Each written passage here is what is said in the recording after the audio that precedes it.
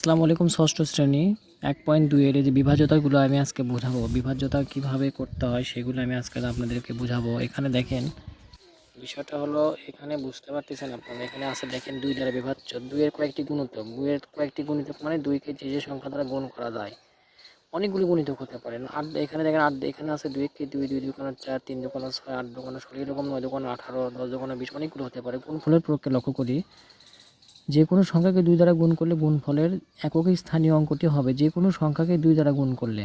আপনারা যে কোনো সংখ্যাকেই 2 দিয়ে গুণ করেন না কেন, একক স্থানীয় অঙ্ক যদি 0, 2, 6 আবার 8 হয়, সুতরাং কোনো সংখ্যার একক স্থানীয় অঙ্ক 0, 2, 6, 4, 6 বা 8 হলে সংখ্যাটি 2 দ্বারা বিভাজ্য হবে। আপনারা বিষয়টা ভালো করে বোঝেন। কোনো সংখ্যার একক স্থানীয় অঙ্ক কিন্তু কোনো সংখ্যার একক স্থানীয় অঙ্ক 0, 2, 4, 6 বা 8 হলে সেটা কিন্তু 2 দ্বারা বিভাজ্য হবে।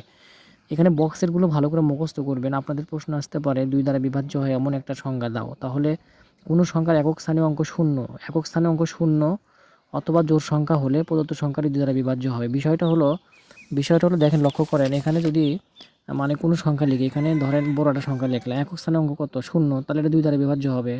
আবার ধরেন 2, 2, 8, 9, 7, এখানে 8 থাকলো, জোড় সংখ্যা আছে, একক স্থানে যদি জোড় থাকে এটাও কিন্তু 2 দ্বারা বিভাজ্য হবে। বিষয়টা এমন। তো এখানে 2 দ্বারা বিভাজ্যটা শেষ। এখন 4 দ্বারা বিভাজ্য দেখেন, এখানে 3518কে স্থানীয় মানে লিখতে বলছে। তার মানে 3000 মানে 3000 লিখছে, একক দশ শতক, 500 500ই লিখছে।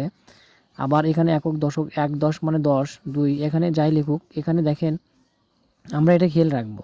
কোনো সংখ্যার একক ও দশক স্থানের অঙ্ক 2 দ্বারা গঠিত হলে, মানে কোনো সংখ্যার একক ও দশক স্থানে 2 দ্বারা গঠিত হলে, কোনো সংখ্যার একক ও দশক স্থানের অঙ্ক দুটি দ্বারা গঠিত সংখ্যা 4 দ্বারা বিভাজ্য হলে, আমরা যে অঙ্কই 2 মানে একক ও দশক স্থানের অঙ্ক আমাদের খেয়াল করতে হবে। এখানে যে অঙ্কই থাকে না কেন, এখানে 8, 7, 5, 2, এখানে 1, 2 থাকতে পারে, মানে তার মানে একক ও দশক স্থানের অঙ্ক যদি 4 দ্বারা বিভাজ্য হয়, মানে কোনো সংখ্যার একক ও দশক স্থানের অঙ্ক দুটি দ্বারা গঠিত অনেকগুলো সংখ্যা থাকতে পারে, কিন্তু আমাদের খেয়াল করতে হবে একক এবং দশক স্থানের অঙ্ক দ্বারা গঠিত যদি 4 দ্বারা বিভাজ্য হয়, ওই সংখ্যাটি 4 দ্বারা বিভাজ্য। অথবা একক ও দশক উভয় স্থানের অঙ্ক 0 হলে সংখ্যাটি 4 দ্বারা বিভাজ্য হবে। সবসময় সব সংখ্যায় তো 0 থাকবে না, তাই না? একক ও দশক স্থানে 0 কি থাকবে? 0 ছাড়াও তো সংখ্যা থাকতে পারে। তাহলে আমাদের দেখতে হবে 2 অঙ্ক দ্বারা গঠিত যদি 4 দ্বারা বিভাজ্য হয়, তাহলে সংখ্যাটি 4 দ্বারা বিভাজ্য হবে। এখন 5 দ্বারা বিভাজ্য, আমরা এটা খেয়াল করব। কোনো সংখ্যার একক স্থানীয় অঙ্ক 0 বা 5 হলে সংখ্যাটি 5 দ্বারা বিভাজ্য হবে।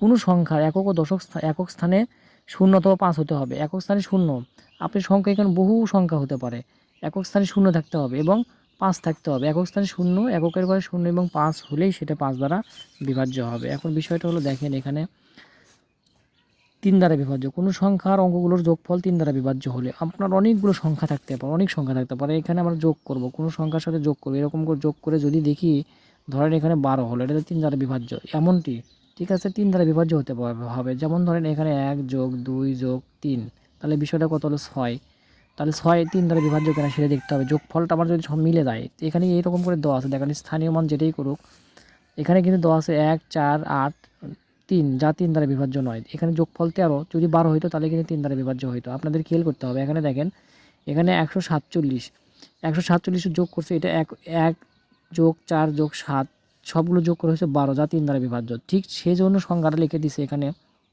কোনো সংখ্যার অঙ্কগুলোর যোগফল 3 দ্বারা বিভাজ্য হলে, যেমন 148 এখানে যোগ করে 12 হয়েছিল, তো এখানে কত হয়েছিল 12, এখানে এখানে ধরেন 148 আছে, এখানে 1 যোগ 4 যোগ 8 যা 13 হয়ে গেছিলো, যা 3 দ্বারা বিভাজ্য নয়। কিন্তু 147 এখানে 1 যোগ 4 যোগ 7 যা 12 হয়েছিল, যা 3 দ্বারা বিভাজ্য। এরকম কোনো সংখ্যার অঙ্কগুলো যোগফল 3 দ্বারা বিভাজ্য হলে ওই সংখ্যাটি 3 দ্বারা বিভাজ্য হবে। আবার এখানে 6 দ্বারা, এখানে বক্স করা নাই, আপনারা বক্স করে নেবেন। বক্স না থাকলেও কিন্তু 6 দ্বারা বিভাজ্য সেটাও আছে। কোনো সংখ্যা 2 এবং 3 দ্বারা বিভাজ্য হলে সেই সংখ্যাটি 6 দ্বারা বিভাজ্য হবে। তার মানে যে কোনো সংখ্যাই থাক, আগে আমরা দেখবো সেটা 3 দ্বারা বিভাজ্য হয় কিনা। যদি 3 দ্বারা বিভাজ্য হয় তাহলে 6 দ্বারা বিভাজ্য হবে।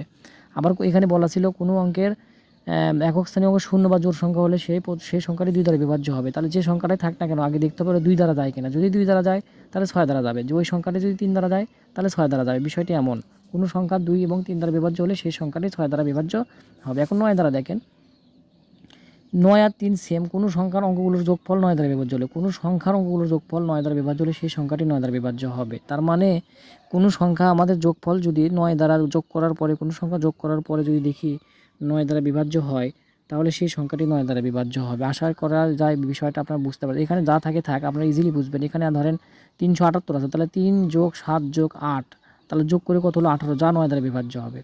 আমি এরকম অঙ্ক আছে, আমি আপনাদেরকে করাবো। যাই হোক, বিভাজ্যতা সম্পর্কে একটু আইডিয়া দিলাম।